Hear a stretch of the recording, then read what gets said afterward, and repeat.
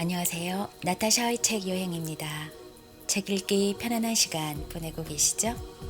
이번에는 토마스 하디의 테스를 읽겠습니다. 토마스 하디는 19세기 후반의 영국 문단을 주름잡으며 빅토리아 왕조 시대의 시인이자 소설가로서 활동했습니다. 당대 걸작 중의 걸작으로 꼽히는 소설 테스로 일약 대중작가로서의 진면목을 드러냈습니다.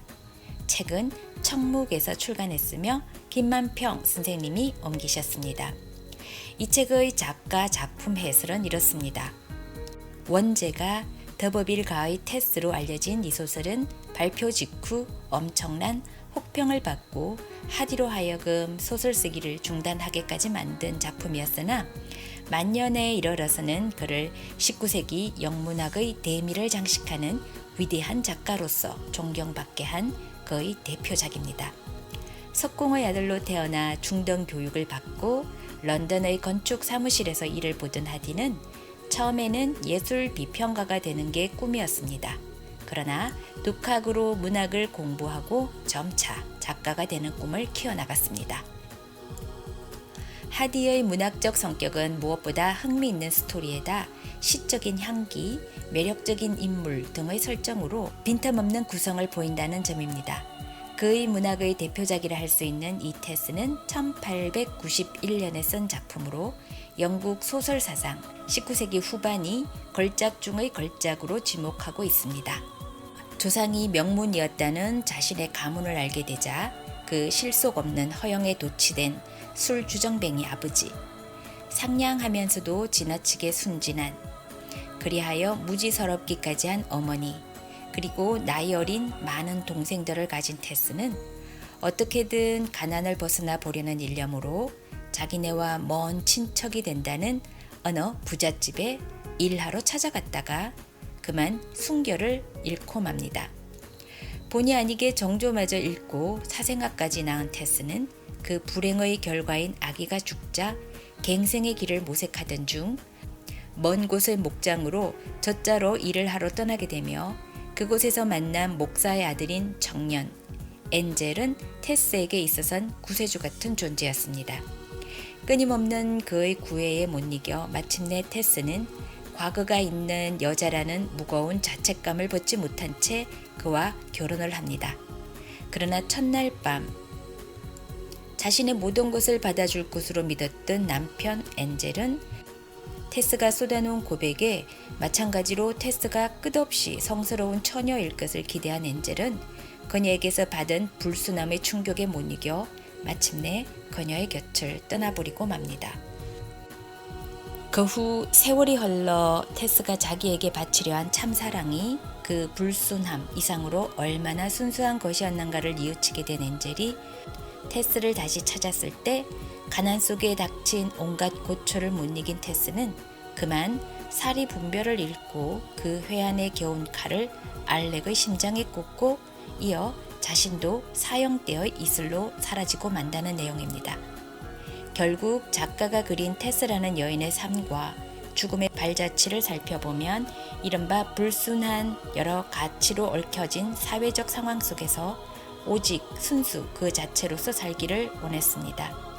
처형되지 않으면 안 되었던 가련한 한 여인의 이야기, 그것이 바로 테스의 이야기라 할 수 있겠습니다. 저는 이 책의 마지막 파트 에필로그를 읽어보겠습니다. 집으로 돌아온 엔젤은 테스로부터 온 편지를 읽는다. 엔젤은 어머니가 건네준 편지를 급히 뜯었다. 그것은 테스가 마지막으로 보낸 편지였다. 짧은 글이었으나 홀려 쓴 글씨체에서는 그녀의 엔젤에 대한 깊은 사랑과 애정을 느낄 수 있었으며 그것으로 또한 몹시 괴로워하는 것을 알게 되었다. 그는 가슴이 찢어지는 것 같은 고통을 느꼈다. 그곳에는 그를 언제까지나 기다리겠다고 쉬어 있었다. 그래서 그는 이젠 잊겠다고 말한 그녀의 마지막 편지를 진심이라고 볼 수 없다는 생각이 불현듯 들면서 당장 그녀를 찾아 나서기로 결심했다. 그는 아버지에게 테스가 자신이 없는 동안에 돈을 청구해 온 일이 있었느냐고 물었다. 아버지의 대답을 듣고 그때서야 그는 테스의 자존심이 차마 돈을 청구할 수 없었을 것이며 따라서 얼마나 빈곤에 시달렸을까 하는 생각이 문득 떠올랐다. 테스에 대하여 아들의 말을 들은 부모들은 비로소 그들이 별거하게 된 참된 이유를 알았다. 이들 부부의 기독교적인 사고는 특별하게 남다른 것이어서 타락하여 하느님으로부터 버림받은 자야말로 그들 부부에겐 배려의 대상이 되었다. 그래서 테서의 집안 혈통이라든가 빈궁 같은 것에는 별로 마음이 움직이지 않았으나 테서의 과거를 알게 되자 그녀를 동정하는 마음이 싹트게 되었다. 클레어는 길을 떠나기 위해 몇 가지의 짐을 꾸리면서 최근에 도착한 서툴고 짤막한 편지를 읽었다. 그것은 마리앙과 이즈로부터 온 것으로 서두는 클레어 씨에게 선생님의 부인께서 선생님을 사랑하는 만큼 선생님이 부인을 사랑하신다면 제발 부인을 돌보아 주세요 라고 씌어 있었고 행복을 비는 두 친구로부터 라고 서명되어 있었다. 편지를 읽고 난 뒤 약 15분 후에 클레어는 집을 나섰다. 그의 어머니는 창밖으로 아들의 여위인 모습이 한 길로 사라지는 것을 물끄러미 바라보고 있었다. 아버지는 그의 늙은 안마를 빌려주겠다고 하셨으나 그는 그것이 무엇보다 집에서 필요한 것임을 알고 있었으므로 사양했다. 그는 주막집으로 가서 작은 마차를 한 대 빌렸는데 마구를 매는 시간조차도 초조하고 아쉽기만 했다. 얼마 후 그는 서너 달 전에 테스가 희망에 찬 가슴을 안고 내려왔다가 목적을 이루지 못한 채 실망을 안고 돌아갔던 그 언덕길을 지금 올라가고 있었다. 이윽고 생울타리와 새싹이 돋아나서 자줏빛을 내는 나무들이 늘어서 있는 뱀빌의 고든 길이 그의 눈앞에 펼쳐졌다. 그리고 나서 약 1시간 반 뒤에 그는 킹즈 흰톡 장원의 남쪽 끝을 돌아 얼씬년스러운 크로스인 랜더의 황량한 고지로 들어섰다. 여기에서 그는 오른쪽으로 돌아 플린트콤 애쉬의 석회질 지대로 옮겨갔다. 이곳은 테스가 그에게 편지 한 통을 붙인 곳이었으며 그녀의 어머니가 테스의 거주지라고 말하는 곳으로 짐작되어지는 장소였다. 물론 이곳에 테스는 없었다. 그리고 그의 마음을 더욱 암담하게 한 것은 마을 사람들이 테스라는 이름은 모두 알고 있었으나 클레어 부인이라는 이름은 전혀 모르고 있었던 것이다. 농장 주인조차 그런 이름을 전혀 들어본 적이 없다는 것으로 보아 테스는 별거 후에 남편의 성을 쓰지 않았음을 그는 짐작할 수 있었다. 사람들은 테스 드베이필드가 아무 예고도 없이 이 고장을 떠나 부모가 살고 있는 집으로 돌아갔다고 말해 주었다. 때문에 클레어는 이제 테서의 어머니를 찾는 수밖에는 도리가 없었다. 테서의 어머니는 새로 이사한 곳을 알려주지 않았으며 그저 말하지 않고 말로뜨를 떠났다고만 했으므로 그는 우선 말로뜨로 가서 수소문을 해보기로 하였다. 테스에게는 그토록 심술궂었던 농장 주인 그로비가 클레어에게는 무척 상냥했다. 클레어가 플린트콤 애쉬까지 타고 온 마차의 여정이 다 되어 에민스터까지 돌려보낸 것을 알자 그로비는 클레어에게 마부까지 딸려서 마차를 빌려주었다. 클레어는 분지에서 먼 변두리까지 오자 그로비에게서 빌린 마차를 더 쓰지 않고 돌려보낸 뒤 제일 가까운 곳에 있는 여관으로 들어가 하룻밤을 쉬었다. 이튿날 아침 클레어는 테스의 고향집 가까이에 다다랐으나 테스가 없는 그녀의 집이 몹시 싫어져서 뒤도 돌아보지 않고 그 장소를 떠났다. 그가 어느 묘지 앞을 지날 때 훌륭하게 만들어 세워놓은 비석을 하나 발견했는데 그것은 바로 테스의 아버지의 무덤에 세워진 비석이었다. 그 묘비명은 명문가의 자손 존 드베이필드 여기 잠들다. 정복 왕인 데이건 더빌경의 직계 자손임이라고 씌어 있었다. 묘비 앞에 서 있는 그에게 묘지기가 다가와서 이렇게 말했다. 이 사람들은 조상들이 있는 킹저뷰에 묻히기를 소원했답니다. 왜 유언대로 해주지 않았소? 그야 물론 돈이 없어서 그랬었죠. 어쨌든 이런 말은 하고 싶지 않지만서도 스승님, 이 비석에는 이런 어마어마한 비문이 새겨져 있지만 사실은 지금 비석값도 치르지 못했었죠. 그래요? 누가 이걸 세웠죠? 묘지기가 이 마을 석수장이의 이름을 알려주었다. 묘지를 나온 클레어는 그 석수장이의 집을 찾아가서 모든 이야기가 사실임을 확인하고 비석값을 치러준 뒤에 테서의 가족들이 이사간 고장을 향해 떠났다. 클레어는 비록 걸어서 가기에는 길이 굉장히 멀었지만 혼자 있고 싶은 심정 또한 너무나 간절했기 때문에 처음에는 마차도 빌지 않고 걷기 시작했다. 그러나 샤스톤까지 와서는 길이 매우 나빠 말을 빌리지 않을 수 없었다. 그가 말로뜨 마을로부터 20마일 이상 되는 거리를 여행하여 겨우 테서의 어머니가 사는 마을로 들어선 것은 저녁 7시 무렵이었다. 그 마을은 조그맣고 보잘것없는 곳이었으므로 두베이필드 부인의 셋집을 찾는데 그다지 어렵지 않았다. 그러나 테서의 어머니는 그가 찾아온 것을 반가워하지 않는 눈치였기 때문에 그는 어쩐지 자신이 불청객 같은 느낌을 가졌다. 저녁 햇빛이 문가에 나타난 테서 어머니의 얼굴에 비추어졌다. 클레어는 자기가 테서의 남편이라는 것과 여기까지 찾아온 목적을 어색하게 설명했다. 장모님, 제발 이 불행한 사내에게 친절을 베푸셔서 테서의 주소를 가르쳐 주십시오. 테스의 어머니는 애원하는 클레어의 괴로움에 일그러진 얼굴을 보며 마침내 나직히 말했다. 그 앤 샌드본에 있어요. 이 말만은 사실로 여겨졌기 때문에 그는 더 이상 물어보지 않고 그대로 그곳을 떠났다. 정거장까지는 3마일 정도밖에 되지 않아서 클레어는 마부에게 요금을 치르고 정거장을 향해 걸었다. 잠시 후 그는 샌드본을 향해서 떠나는 마차에 몸을 싣고 있었다. 그날 밤 11시경에 그는 샌드본에 도착했다. 도착 즉시 한 호텔에 방을 정하고 아버지에게 주소를 알리는 전보를 친 후 샌드본 거리로 산책을 나갔다. 사람을 수소문하여 찾기에는 너무 늦은 시간이었기 때문에 할 수 없이 테스를 찾는 일은 이튿날 아침부터 하기로 하였다. 그러나 호텔로 돌아가서 자고 싶지는 않았기 때문에 그는 산책을 계속하였다. 샌드본은 아주 고급에 속하는 휴양지이자 해수욕장이 있었다. 따라서 그에게는 모든 것이 아담한 요정의 나라처럼 보였다. 고색 창연한 들판의 한쪽 변두리에 이처럼 화려하고 신기한 향락의 도시가 그 자태를 드러내고 있었다.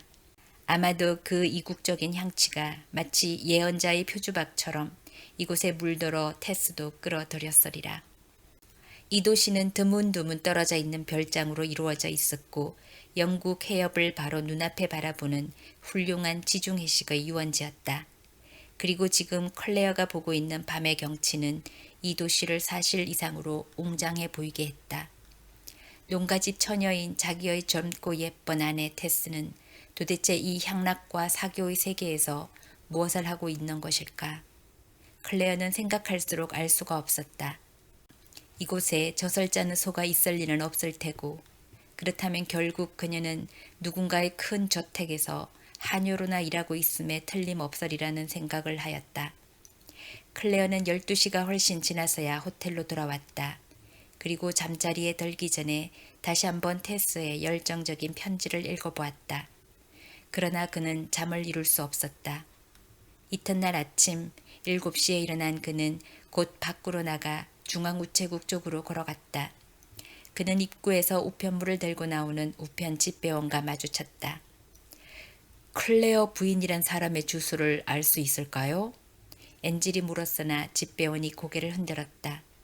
그래서 클레어는 테스가 틀림없이 처녀 시절의 이름을 쓰는 모양이라고 생각하고 다시 물어보았다. 도베이필드 양이라면 혹시 알고 계실지요? 도베이필드... 보시다시피 이 거리에는 매일같이 손님이 드나들고 있으니까요. 주소를 가지지 않으셨다면 찾기가 힘들어요. 하고 집배원은 말했다. 그때 마침 다른 집배원이 나왔기 때문에 그는 그 이름을 다시 물어보았다. 도베이필드라는 이름은 몰라도 청로장에 더버빌이라는 이름을 가진 사람이 있더군요. 하고 두 번째 집배원이 말했다. 바로 그거예요. 그런데 청로장이라는 곳은 어디에 있죠? 클레어는 테스가 그녀 자신의 이름을 쓰고 있는 줄 알고 매우 기뻐하며 물었다. 아주 사치스러운 여관이지요. 이 거리는 온통 하숙집이나 여관이죠. 클레어는 그 집으로 가는 길을 물어서 그쪽으로 급히 발걸음을 옮겼다. 청로장은 보통 하숙집이기는 했으나 외따로 떨어진 곳이었으며 제법 개인 주택다운 면모를 지니고 있는 집이었다. 클레어는 문 앞으로 다가가서 벨을 눌렀다. 아직 이른 아침이었기 때문에 하숙집의 안주인이 직접 문을 열었다. 그는 주인 여자에게 이곳에 혹시 테스 더버빌이나 더베이필드라는 여자가 살고 있는지 물었다. 더버빌 부인 말씀이세요? 그렇습니다. 친척되는 사람이 꼭 만나보고 싶어 하더라고 전해주시겠어요? 그는 아마도 테스가 기혼한 여자로 살고 있나 보다라고 생각하였다. 비록 자기의 이름은 쓰고 있지 않았으나 그는 몹시 기뻤다. 클레어는 집 안으로 안내를 받고 들어갔다. 그곳에서 조그만 잔디밭과 그곳에 심어져 있는 성남화를 커튼 너머로 내려보며 테스의 처지가 자신이 생각했던 것만큼 나쁘지는 않았으며 아마도 테스는 어떤 방법으로 그 보석들을 청구하여 팔아서 이렇게 생활을 하고 있는 것임에 틀림없을 것이란 생각이 들었다. 그러나 그는 테스를 조금도 책망하고 싶지 않았다. 얼마 뒤 민감해져 있는 그에게 계단을 내려오는 소리가 들렸으며 그의 심장은 아플 만큼 크게 뛰기 시작했다. 그때 문이 열렸다. 그러고는 테스가 그가 예상했던 것과는 아주 다른 모습으로 그곳에 나타났다. 그녀가 입고 있는 화려한 옷은 그녀는 아름다움을 한층 더 돋보이게 했다. 짙은 갈색 머리의 일부를 뒤로 틀어 올렸고 나머지는 그냥 어깨에 늘어뜨린 채였다. 분명히 바쁘게 나왔기 때문일 것이다. 클레어는 그녀를 향해 두 팔을 내밀었다. 그러나 그의 팔은 힘없이 다시 아래로 떨어졌다. 테스가 그대로 그 자리에 서 있었기 때문이었다. 그는 자신의 모습과 그녀의 모습을 비교해보며 자신의 모습이 매우 초라함을 느꼈다. 그녀는 그의 이런 모습이 얼마나 불쾌할 것인가. 테스, 나를 용서해 줄 수 있겠소? 나한테로 당신은 다시 돌아와 주지 않겠소? 그런데 당신은 어떻게 이런 생활을 하게 되었지? 클레어는 목신 소리로 말했다.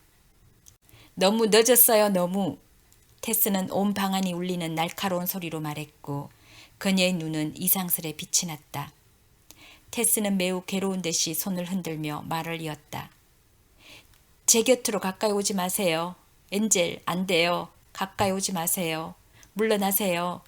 내 아내인 당신이 이젠 나를 사랑하지 않는단 말이오? 내가 병으로 약해졌기 때문이요? 아니야, 당신은 그렇게 변덕스러운 여자가 못 돼요.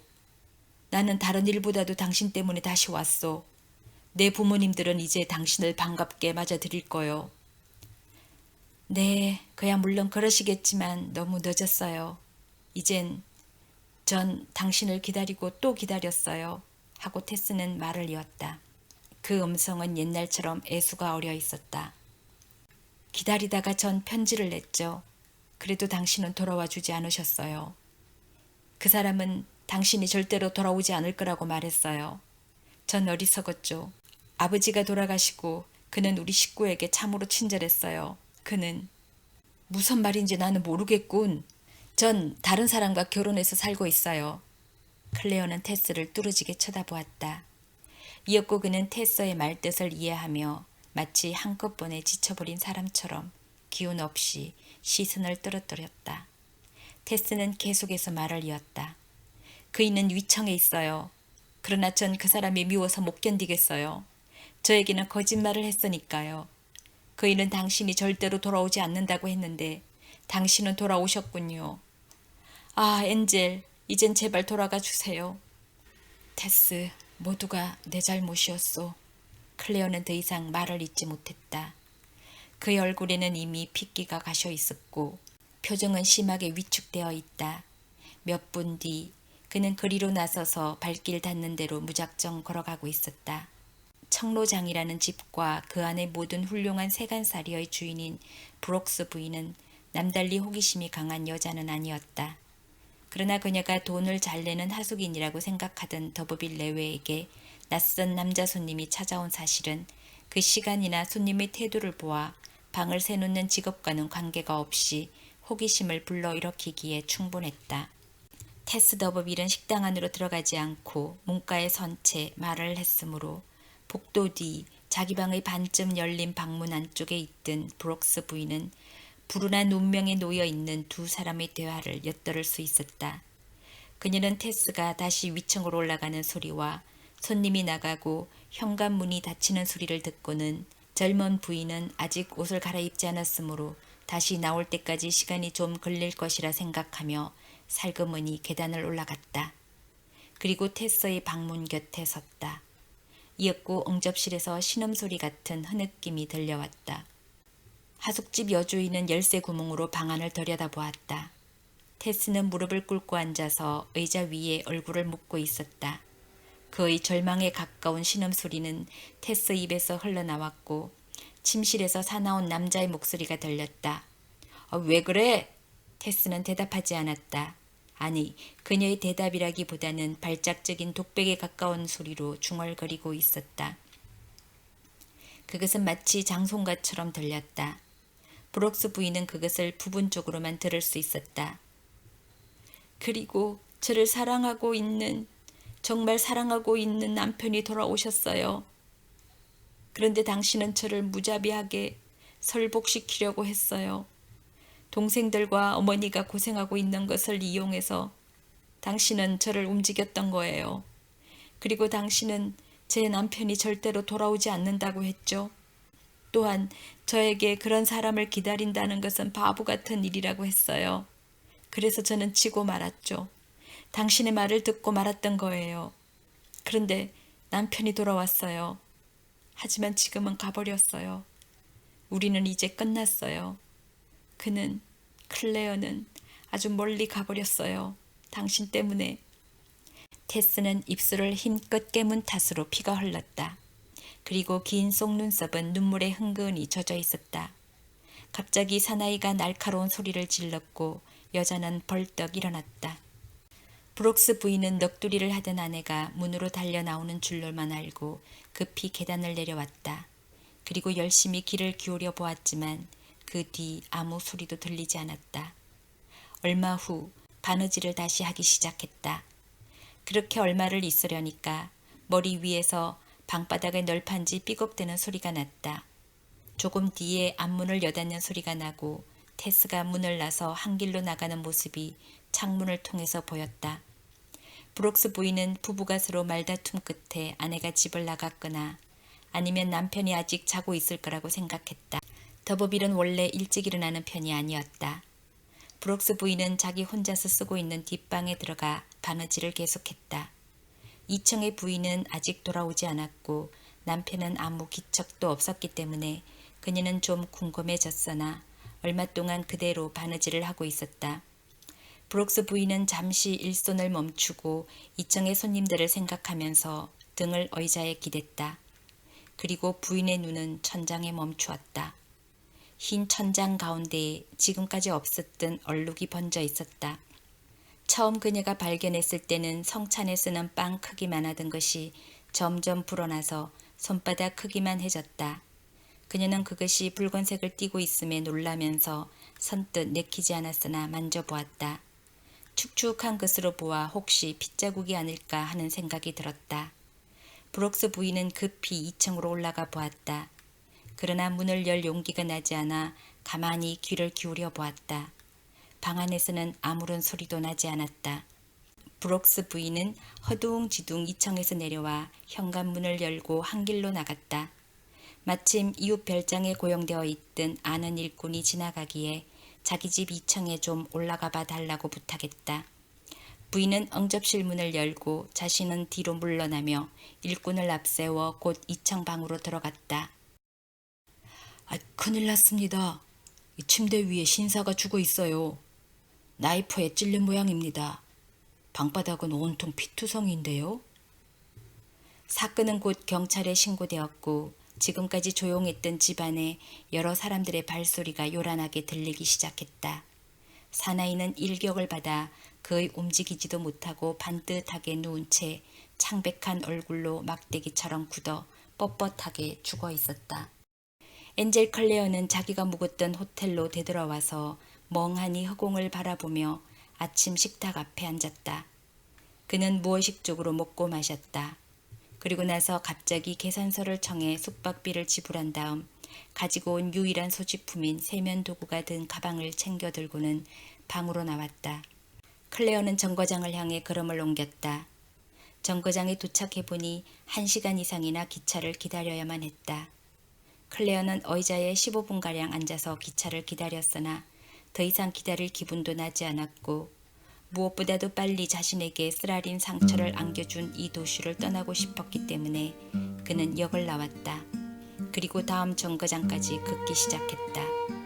클레어가 걸어가는 한 길은 사방이 넓게 트여 있었다. 서쪽 고개 마루턱에 다다르자 그는 마치 누가 시키기라도 한 것처럼 멈추어 섰다.